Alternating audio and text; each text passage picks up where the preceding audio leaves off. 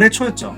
엠번방 사건, 아니면 박사방 사건으로 불리는 그 충격적인 사건이 있었는데, 이것뿐만 아니죠. 사실 대한민국에서는 이 성범죄라는 것은 굉장히 다양한 방식으로 또 굉장히 빈번하게 존재해 왔습니다. 그래서 이제 국회에서는 금지하는 이런 법도 만들어보고 또 저런 법도 만들어봤지만, 사실 성범죄 예방이라는 것은 근본적으로 국가가 이 국민들의 올바른 성 가치관을 확립시켜주는 그 교육에서부터 저는 시작된다고 봅니다. 그런데 이 성교육이라는 것은 현실적으로 대한민국뿐만 아니라 그 어떤 나라도 100% 다 교육기관에서 감당하기 힘든 주제이기도 합니다. 그래서 결과적으로는 성교육이라는 것은 가정에서부터 시작이 돼야 된다고 저는 생각이 드는데, 사실 저희 부모님 세대는 물론이고 제 세대한테도 자녀들의 성교육을 어떻게 해야 되나 고민이 굉장히 되거든요. 저는 정치학을 전공했기 때문에 국가가 어떤 식으로 접근을 해야 되는가에 대한 고민을 많이 해봤는데, 사실 성교육이라는 것은 성범죄를 예방하는 차원에서 하는 것이 아니라 우리 자녀들이 얼마나 건강한 가치관과 또 자아성을 가지고 건강한 청년으로 성장할 수 있는가가 핵심인 것 같아요. 그래서 오늘은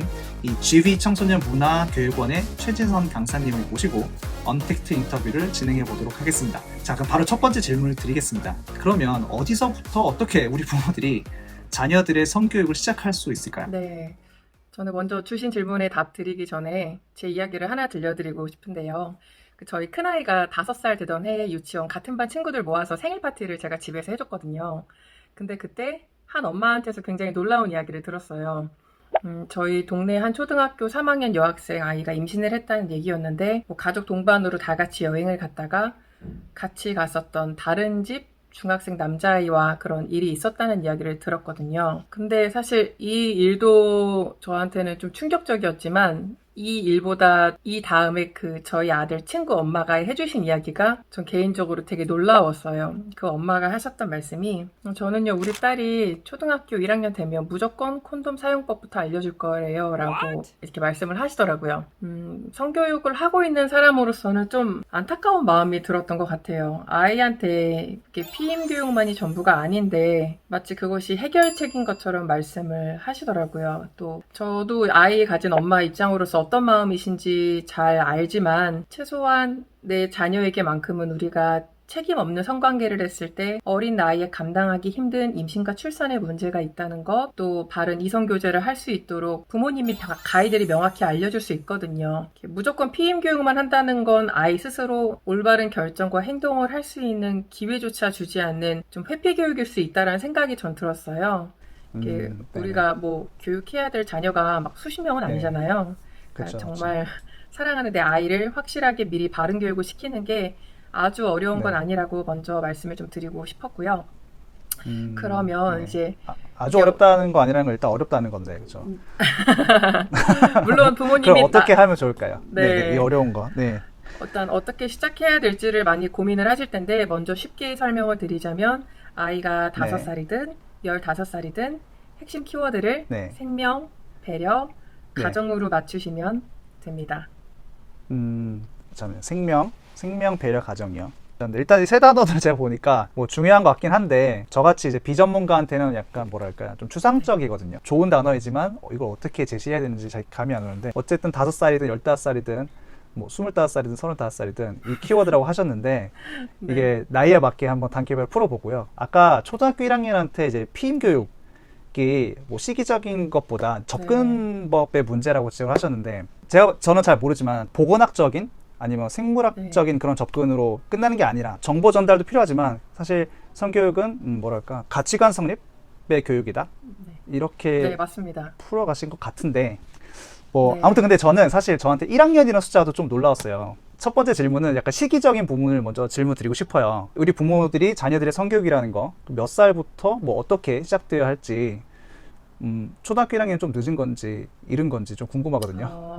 그렇진 않고요. 어쨌든 아이가 어느 정도 말로 의사소통되고 신체에 대한 호기심이나 아기가 어떻게 생겼는지 뭐 이런 기타 등등에 대한 질문이 생기면 천천히 성교육이 가능합니다. 이게 아까 되게 좋은 말씀을 해주셨는데요. 접근의 문제거든요.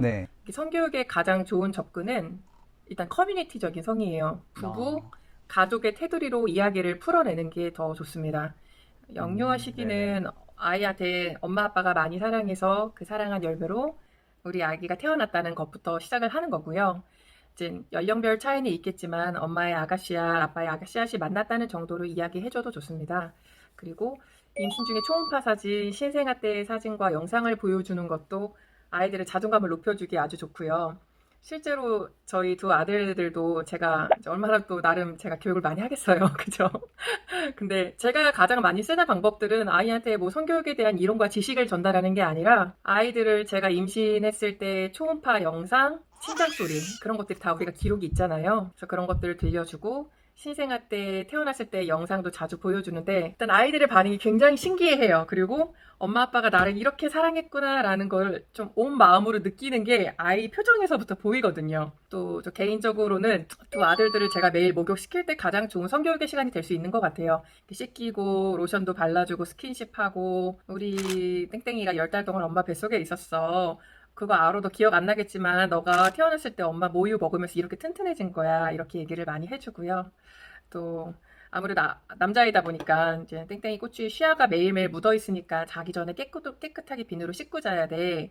뭐 이런 이야기라든가 아니면 우리 땡땡이 몸은 정말 소중해서 다른 사람이 함부로 만지면 안 되는 거지. 땡땡이도 다른 친구의 몸을 만지면 안 되는 거야 라고 얘기하거든요. 되게 별거 아닌 것 같지만 이 대화 속에 정말 중요한 성교육의 핵심 주제가 다 다뤄질 수 있는 거거든요. 엄마 아빠가 나를 얼마나 사랑하는지에 대한 자존감의 문제, 또 내 몸이 소중하다는 것, 누군가 내 몸을 함부로 만지거나 나도 누군가의 몸을 만져서 안 된다는 것. 이 정도의 틀로 가볍게 교육하시면 적절하고요. 유아에 관련된 거 얘기를 하다 보면 유아 자유에 대한 질문이 정말 많으세요. 네, 근데 네. 이거는 제가 나중에 좀 더 기회가 되면 구체적으로 다뤄보겠습니다. 보통 영유아 시기 때 교육할 때 네. 아빠 엄마가 정말 나를 사랑하는구나를 느끼게 해주는 것이 애착 관계 맞아요. 형성 정도라고만 네, 네. 생각하는데 그게 사실 성교육일 수 그게 있거든요. 동시에 성교육의 시작이기도 한 네, 거군요. 맞습니다. 그렇구나. 우리가 꼭 성기 위주의 명칭을 알려주거나 네. 외부 생식기 교육을 해야지만이 성교육은 아니거든요. 전반적으로 네. 아이한테 정서적인 안정감을 줄 수 있는 것도 성교육에 들어갈 수 있고요. 네, 일단은 아이한테 너무 영유아 아이들한테 투머치의 교육을 하는 건 일단은 저는 네. 맞지 않다고 생각을 해요. 아무튼 이 유아기 때 네. 중요한 게 이제 뭐 가정에서 사랑 그리고 나를 비롯한 친구들까지 포함한 신체의 소중함 뭐 이런 네. 거죠. 그것을 인지하게 도와주는 게 이제 성교육이라고 말씀하신 것 같은데 그럼 이제 그 시기를 좀 지나서 조금 더 성장한 아이들한테는 어떻게 접근을 해야 되고 또 어떤 점을 고려해 주면 좋을까요? 네, 초등 저학년 정도부터는 사춘기에 대한 예비 교육을 이제 천천히 해주시면 좋습니다. 초경 몽정 전에 사춘기 몸의 변화에 대해서 충분한 교육을 해주시면 아이들이 상황에 닥쳤을 때 좀 덜 당황할 수 있겠죠. 이제 여자아이들 같은 경우에는 초경에 대비해서 예쁜 파우치에 생리대랑 팬티랑 티슈 같은 걸 담아서 가방에 넣어주시면 좋고 네네. 엄마랑 미리 같이 생리대 사용법, 뒤처리 방법도 미리 해보면 굉장히 좋습니다. 제가 이 생리대 교육을 강조하는 이유는 생리대 교육은 생명 교육이자 여자의 몸에 대해서 잘 이해할 수 있는 아주 좋은 성교육의 접근법이거든요. 네네. 남자아이들도 마찬가지로 몽정을 하게 될 때를 대비해서 몸이 건강히 자라고 있다는 신호고 너가 네. 어른이 되어가는 과정이라고 이해할 수 있게 좀 알려주시면 좋습니다. 남자와 여자의 신체적인 차이 또 심리적인 정서적인 차이에 대해서도 미리 다른 점을 알려주시면 네. 남자아이들이 정말 너무도 젠틀하게 여자 친구들을 배려하는 모습을 보게 됩니다. 사춘기 전후로는 저는 네. 개인적으로는 같은 성별의 부모님께서 교육을 해주시는 게 효과적이라고 말씀드리고 싶고요. 아, 그렇긴 해. 이렇게 말씀을 드려도 사실 어려워하세요. 근데 네. 제가 최근에 유튜브에서 그 네. VOS의 박지연 씨가 성교육을 했던 영상을 보게 됐는데 그 네. 유튜브에 박지연 성교육이라고 검색하면은 그분이 네. 아이들을 그분의 자녀분들을 아들 셋을 직접 교육하는 게 나오거든요. 다둥이 아빠죠. 근데 저는 네, 맞아요. 아이가 5명 이상으로 제가 알고 있는데 아, 어쨌든 5인지 6인지 우리 기억이 안 나요. 어쨌든 네. 5명이든 6명이든 그분의 버거운 건 교육도. 같으니까. 어쨌든 그분의 교육 영상을 좀 보시는 것도 저는 개인적으로 좋은 접근법으로 아이들한테 다가가시는 것 같아서 좀 추천드리고 싶습니다. 네. 그럼 제가 그 영상 링크 밑에 걸어 놓을게요. 그런데 사실 이제 초등학생들 성교육 얘기까지 넘어가셨는데 그 초등학생한테 뭐 성관계를 장려한다. 그래서 문제가 됐던 뭐 책이 있죠. 뭐 아기는 어떻게 태어날까? 네네네. 근데 이런 책이랑 동성애를 권장한다라고 해서 문제가 됐다. 자꾸 네. 마음이 끌린다면 이런 책을 비롯해서 여러 성교육 책들이 초등학교에 이제 배포가 됐다는 거죠. 이게 뭐 교육부에서 배포한 건 아니라고 하더라고요. 여성가족부에서 네, 배포한 거라고는 맞습니다. 했는데 뭐 그런 걸 다 감안하더라도 사실 우리나라 성교육을 앞으로 이런 식으로 가야 되는 것인가라는 생각을 떨칠 수가 없어요. 13세 아이들의 성교육 비디오가 거의 포르노 수준이고 심지어 아이들한테 학문 성교, 구강 성교 방법까지 네. 아주 테크니컬하게 구체적으로 교육하고 덴탈템으로 실습까지를 네네. 하고 있습니다. 그 성별 우리가 이제 뭐 메일, 피메일이라고 우리가 선택할 수 있잖아요. 그쵸. 보통의 남성, 온라인 여성. 페이지에서. 네네. 맞습니다. 근데 거기는 71개의 그 성에서 선택을 해야 합니다. 남성, 여성, 뭐 참- 게이, 레즈비언, 트랜스도 뭐 이런 식으로 해서 71개가 있다는 거죠.